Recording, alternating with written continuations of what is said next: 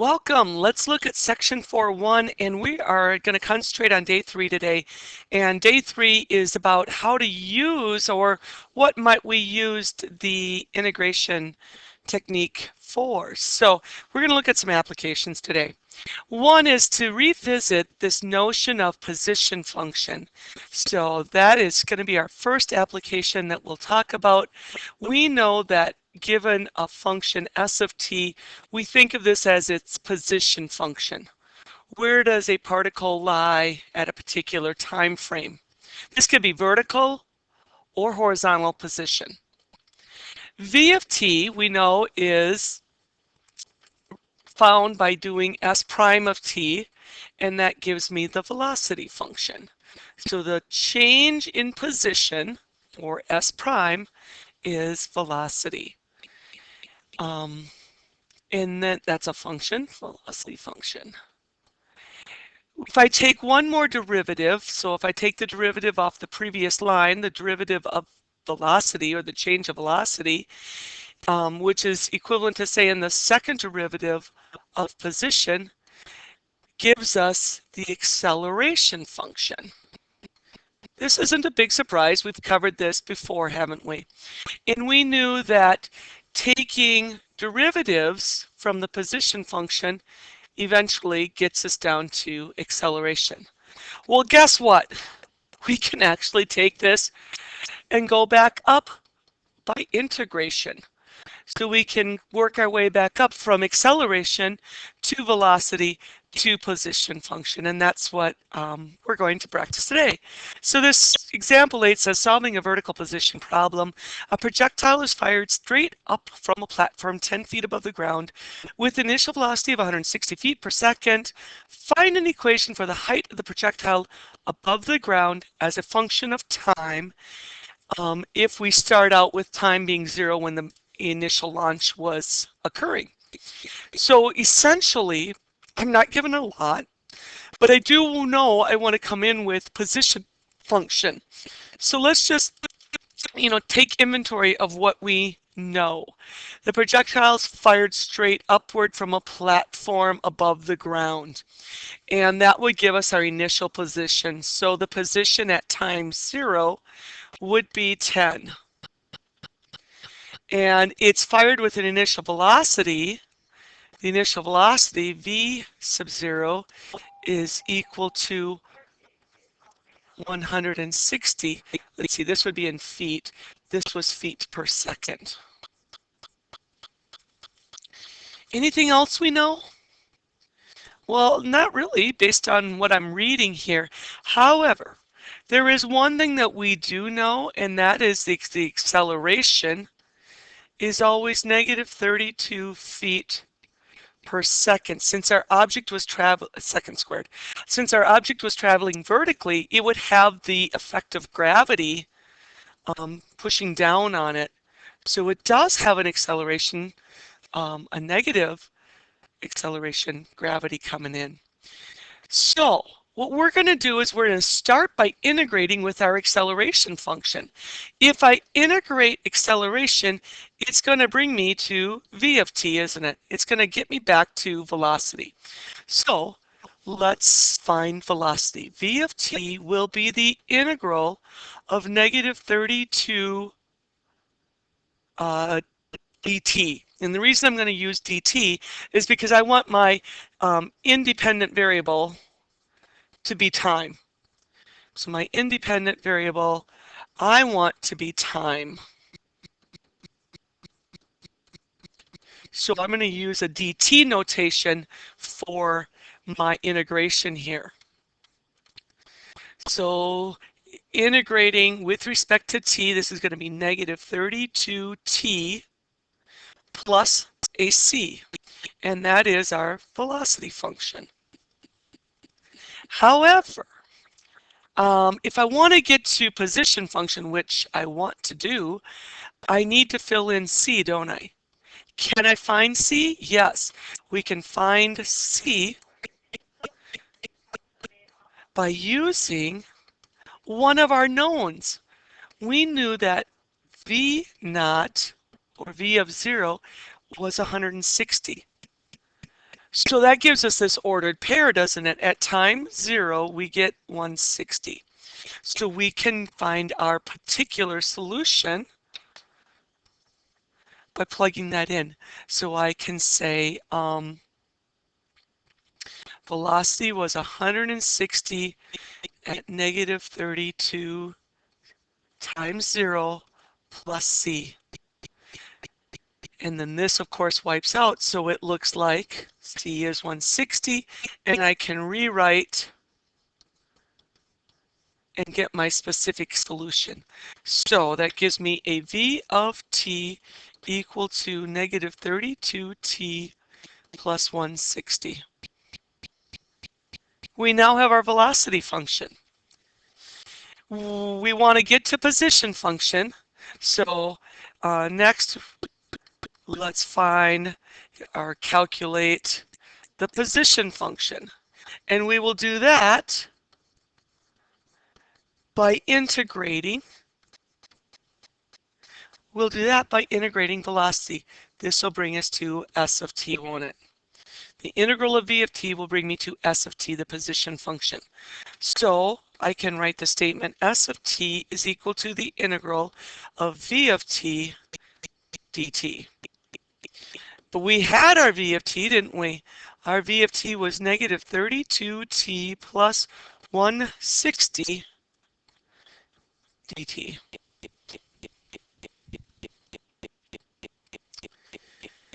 Okay, let's integrate.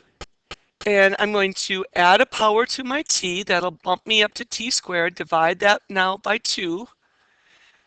And then 160, we bring on the t plus some constant. And this is our position function.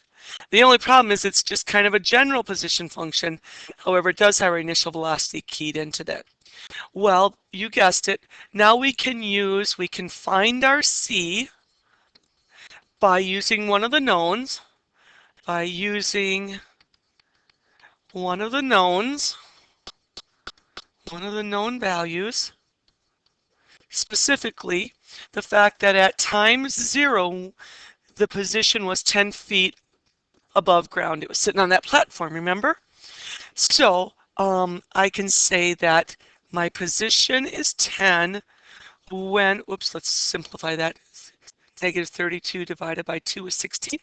At time 0 plus 160 at time 0 plus c.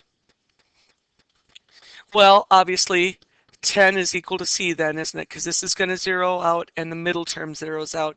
So 10 is equal to c. And we rewrite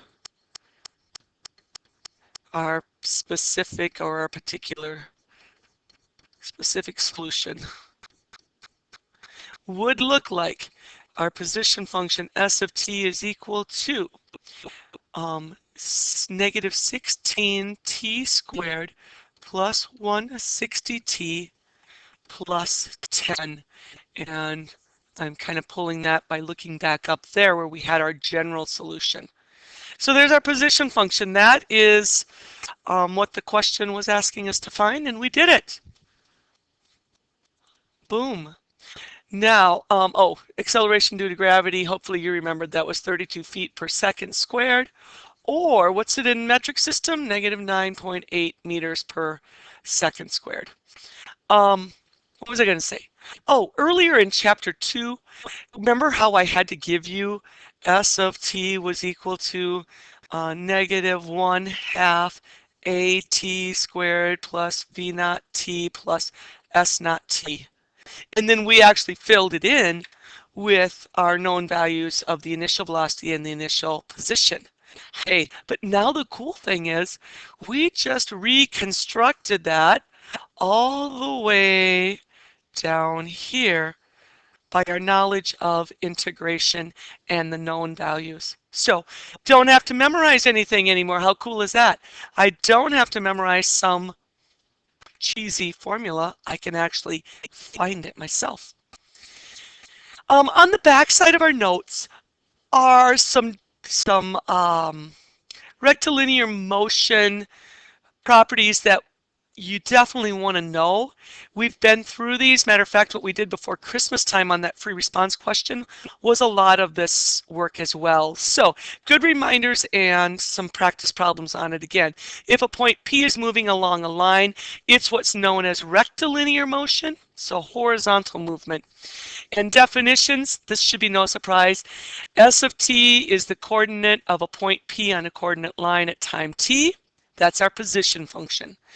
The velocity of some particle P is v of t, which is the first derivative from position. Speed, we realize, is absolute value of velocity. And acceleration, we know, is the second derivative from our position function. If the velocity is greater than 0, we know the particle's moving in a positive direction, or we typically say it's moving right, or it's in an upward movement. The position is increasing. If our velocity is less than 0, we can confidently state that the particle is moving left if it's rectilinear motion. If it's vertical motion, it's moving down. And what else do we got? If v of t equals 0, that's the point at which it changes directions. Think about the first derivative equaling 0. That's a critical point, isn't it? We can do sign charts on particle motion, just like we did sign charts for max and mins. And acceleration, if it's greater than 0, we know our velocity is increasing.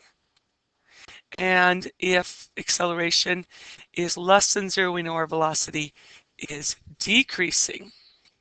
And for chapter 3, we talked about positive acceleration was concave, or positive second derivative was concave up, negative was concave down. Okay, the position function s of a point P on a coordinate line is given by the position function. With t in seconds and s is measured in centimeters, when is point P moving to the right during a specific time interval 1 to 8? Okay, when is it moving to the right? What I want you to be able to do is say, you know what, in order to tell the direction it's moving, for direction, I need to look towards my velocity function. I need velocity, right? Velocity function is going to indicate to me which direction it's moving. So we're going to take and find the velocity function by doing the first derivative of the position function. Nice, easy calculating here. Take its derivative. I was looking right back up here. And that gave me 3t squared minus 24t plus 36. When is it moving to the right? Well, let's do a sign chart. So we're going to find the critical values, or when was the particle stopped? When was v of t equal to 0? So 0 is equal to, I notice a 3 is in common to all this, so let's factor it out.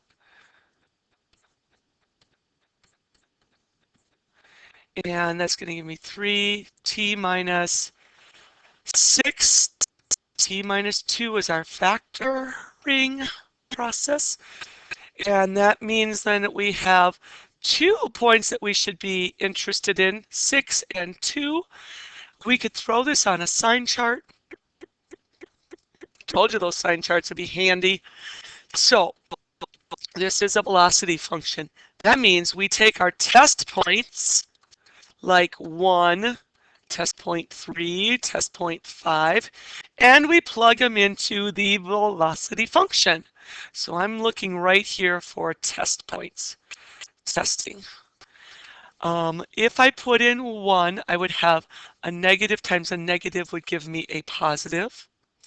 If I plug in 3, I'd have a negative times a positive. That'd give me a negative. If I put in 5, I still have a negative times a positive. Hold it. If I plug in 3, that's negative and positive. If I plug in, oh, what the heck? Sorry about that. If I plug in 7, how about? Then this becomes positive and positive, giving us positive. Helps to, count correctly, doesn't it? So, what does this tell me? Well, it tells me in the time frame, I'm even going to box this off because 0, actually 1 was a cutoff point, wasn't it? So I'm just going to make some fixed endpoints at 8 and at 1. So moving to the right, 2 time frames between 1 and 2, union that with 6 to 8, critical point to the endpoint. And that's all the question asks. In the middle, between time 2 and 6, it was moving left. All right, down at the bottom, what do we have? A particle moves along a horizontal line. Its position function for time being greater than or equal to 0 is given. For each problem, find the velocity, the acceleration, and the times in which the particle changes direction, and the intervals at which the time the particle is moving right and left. And we have 2 different functions here to practice with. I think I'm just going to do the first one if that's okay with you. So I'm going to ignore this one. You know what? Why don't you pause it and see if you can do it on your own? Because you should be able to. And then come back and see if you've got the answers right. Velocity is equal to s prime of t, and that is a nice simple 3t squared minus 30t. I want to find my critical point, so I'm going to set it equal to 0, and I'm going to factor out the GCF of 3t. That'll leave me t minus 10, won't it? Not, it looks like a point, but it's not. Then critical values would occur at t equals 0 and also at 10. And we are on a time frame greater than 0, so this really is going to be kind of irrelevant to us. So let's do, I'm going to do sign chart down here. Maybe I'll even block this end so I'm not tempted to go beyond 0. And we get a 10 on our line. Let's test point. I think I'll do 5 and 15. If I plug in 5, I'd have 3 times 5, 5 minus 10. Because we're going into velocity function via 5. 15 is positive. This is negative. Negative times positive is negative. If I put 15 in, I'm going to get a positive. Positive makes positive. So from my sign chart, which is really a velocity sign chart, I know it's leftward movement between 0 and 10, right hand movement 10 to infinity, since this time frame never stopped. It is a stopped position. Particle is stopped at t equals 10. Nice. Oh, but that's only part of it, isn't it? They also wanted us to get acceleration. So to get acceleration, we'll play off of velocity, won't we? So a of t is equal to v prime of t. So I grab my velocity function, and I'm going to use the one that's the polynomial rather than the product one, because then I'd be in product rule. So let's use the polynomial for ease. 6t minus 30. And now what could I do with that? Well, you could figure out when when velocity is decreasing and increasing off of that. All I'd have to do is set this equal to 0, and I could factor out. So once again, it appears that we get t equals 5 as a critical point. Now this is just a little bit different though. Also, I could block it at this end so I don't tempt myself to go negative. If I put in something smaller than 5, it's going to turn out to be negative. If I put something larger than 5, it'll be positive. This would tell me velocity is increasing. And this would mean that velocity is, oh, heavens, I need to look at my sign chart. Velocity is decreasing, velocity is increasing here. All right. Well, I hope that helps you guys. The homework is to work on these word problems, and I scratched off 69, so skip that baby. There's some true false at the end, and that should get you through. Hey, have a great day. Bye-bye.